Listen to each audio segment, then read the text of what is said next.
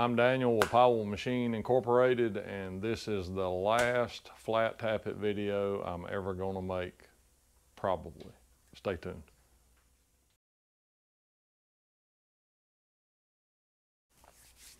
All right, so as this Flat Tappet Nightmare has evolved, we have ground, man, I don't even know, 1,000 sets of lifters probably. Maybe more, but man, we've ground a lot of them. And we found all kind of problems.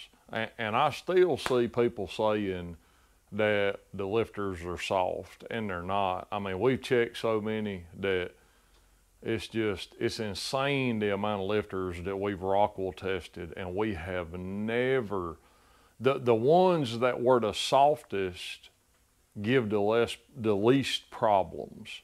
So that's, I mean, it's just, that's not the problem. And we've seen the crown just all over the place. No crown, a bunch of crown, too much crown, in the middle. And to some degree, all of the crown variations have worked in some applications and not into other applications. And continually, what we always would see is the face is not perpendicular to the body. It's like it's like a valve. You think about a valve grinder. When you chuck your valve, if you're a machinist, you chuck the valve, and some chucks are just wore out. They're just junk, and the valve's wobbling, and you can grind a straight face on that valve, but the valve sealing face is not perpendicular to the stem. And so the face is wobbling as the lifter is rotating, if it's rotating. Something else that we see is really super poor surface finishes. And what kind of, I decided to make this last video about it is a bunch of people know, some people don't know, we sold a tappet grinder. So the whole flat tappet stuff is just so time consuming. And it ain't quite so bad now, but man, we was getting 4, 5, 6 calls a day about flat tappet stuff. And of course I want to help everybody, but the problem is we stopped grinding flat tappets 2 years ago, camshafts. There's just no money in it, don't want to do it, it takes forever. It's just the liability and all of that nonsense. So we're gonna stick with rollers. We don't have no problems, and it's just quick, fast, and easy. But people would call, and of course we'd have to rehash the same story over and over again. This is what we're finding, this is what we're doing, this is what's living. And it was just over and over again. So I mean, it was consuming an hour or two a day just talking about flat tappet cams. And then the amount of flat tappet lifter work was just also just overwhelming. I mean, my son was grinding lifters all day, every day, 5 days a week. And then I was grinding them on the weekend, and we still couldn't keep up. And it's just, it's just too much. So, I mean, we small, it's just me and Andrew working, and my wife's on the phone doing the computer stuff, and we just couldn't deal with it. And so we got other stuff that we can make more money on. So we sold the tappet grinder, we stopped grinding flat tappet cams, and we are out of that business. If you need a roller, give us a call. If you need a flat tappet, call somebody else. So that's that. But because we still get some calls, and we still try to answer these questions if we can. And one question that I never could get answered when I started this deal, we always hear about a crown. And I'm thinking in my mind, well, why is it a crown? Why is it not an angle? I mean, if we put two angles together, We got full contact on the width of the lobe, and that's going to give us the largest amount of bearing area to support the load, and problem solved.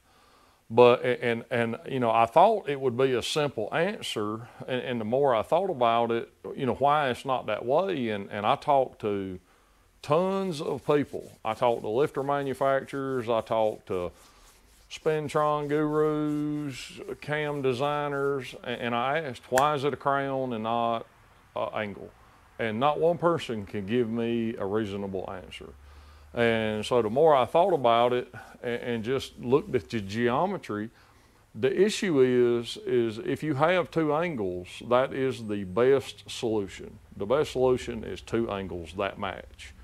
The problem is the manufacturability of those two angles. You know, we got to set a machine, we got to set the cam grinder on an angle to produce that lobe taper. And then we would have to set the tappet grinder on an angle to set the lifter face angle. And then you got a cam tunnel and a lifter bore that need to be perpendicular to one another perfectly. And then we got lifter bore clearance. So what happens is, and this is just a visual with two straight edges. So, you know, if you had two angles and one is just a little bit off or the other is just a little bit off, you know, and this is exaggerated, but you have no contact area, no contact. So that is why it's a crown or a radius and not an angle. And, you know, again, an angle would be ideal if we could fix all of those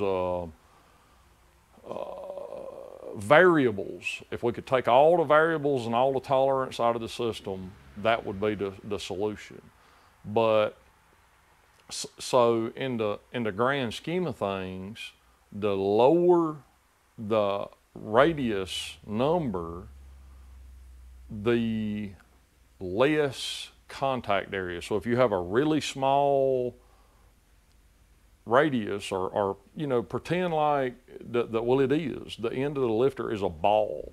It's such a large ball that you can't see it, but it's a ball. The bigger that ball gets, the flatter it gets, and the more contact area it has on that cam lobe.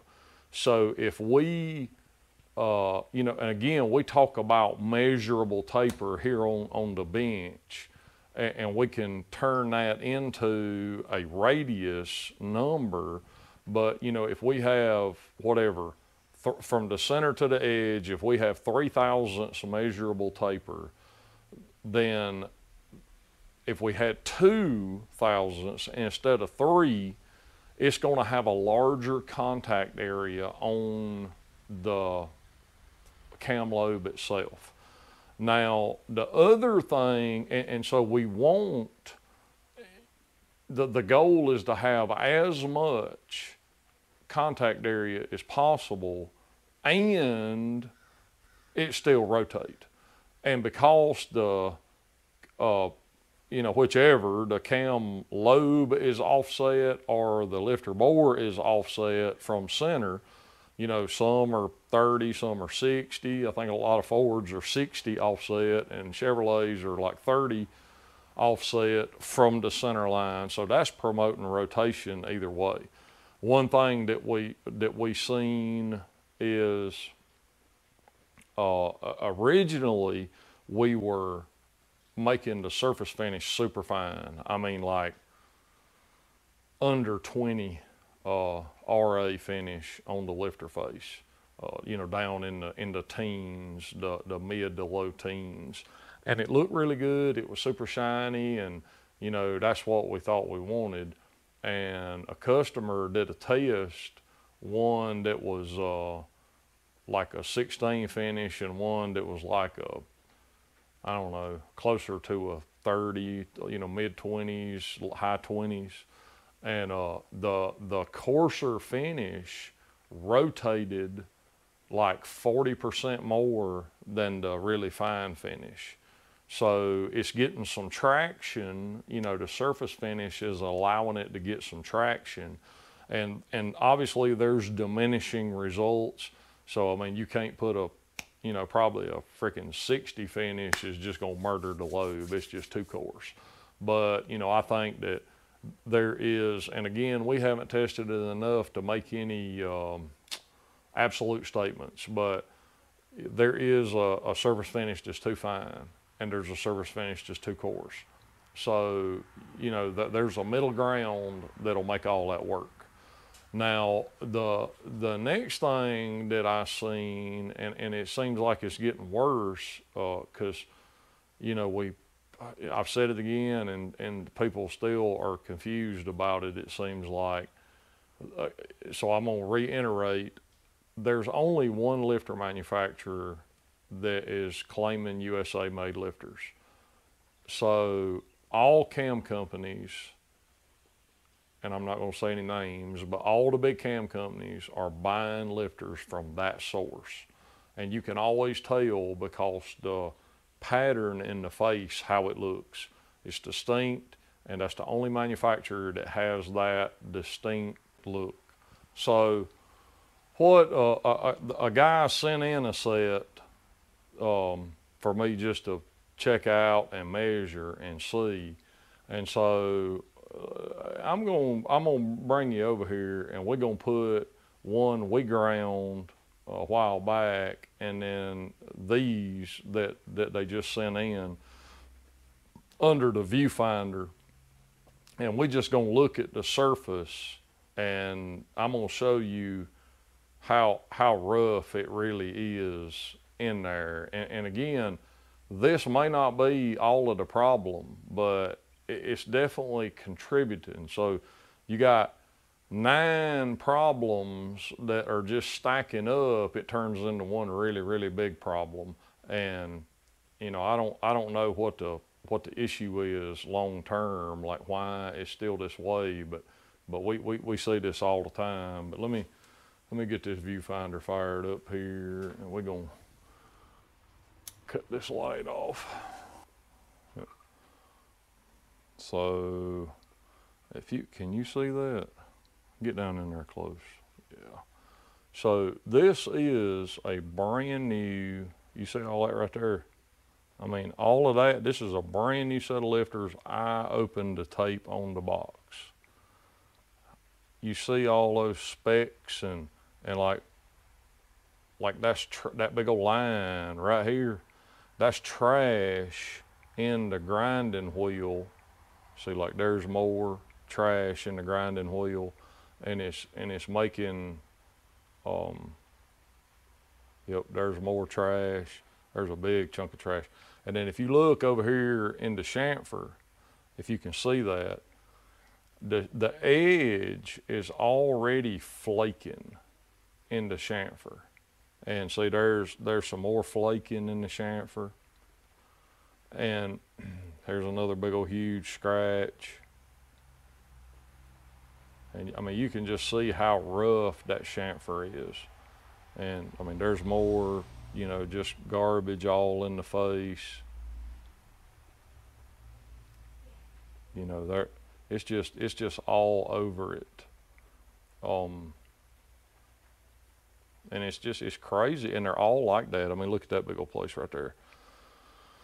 They're all like that. It's just crazy. But I've seen people send me pictures, and you know, the way the lobe design works, the cam is never out here at this edge. It can never get to the edge.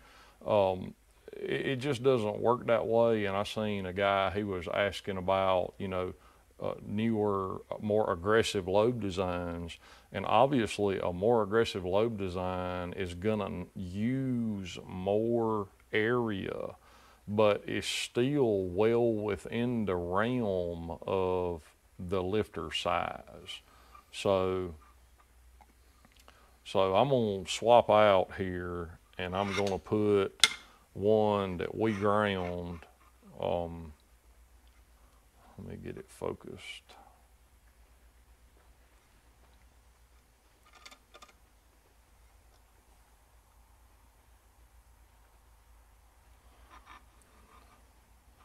So if we come over here to the chamfer, and you can see how much better that chamfer is. You don't see any flaking out at the chamfer.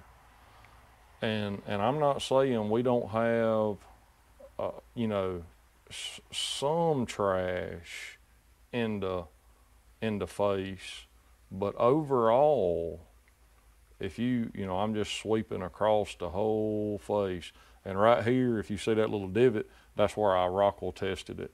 So that's what that divot is where I Rockwell tested it. But if you see, and there's another spot that I Rockwell tested it, but you don't see all those crazy lines going all over the place from just tons of trash in, and probably it's trash in the grinding fluid or trash embedded in the face of the grinding wheel from the grinding fluid. But like I say, you don't see any breaking out. And I've had people send me pictures of these brand new USA made lifters, and there's just chunks gone after very little run time. And like I said again, the camshaft is never out here. I mean, it's the design is way back here. It'll never get close to that edge unless somebody made some really bad calculation errors. And so I thought that would be a good visual to just compare the difference between what we were doing and what you're getting out of the box. And not only does it look really bad visually, again, they measure all over the place. And so, you know, the world can stop the Flat Tappet Nightmare. All of these classes that are sanctioned and making you run a Flat Tappet cam, I mean, there is a simple solution, and you can have a roller cam next week. All you got to do is stop showing up. If everybody in those classes that has to run a Flat Tappet cam would set out, the whole world set out 1 or 2 races, they change that rule just like that. And then you could stop this nightmare, and we'd all be done with it. And we could all go to rollers, and everybody be smiling, and all the problems would stop. And I guess to summarize, you know, when we were grinding lifters, we had massive, overwhelming positive feedback. Absolutely, we seen some failures, absolutely.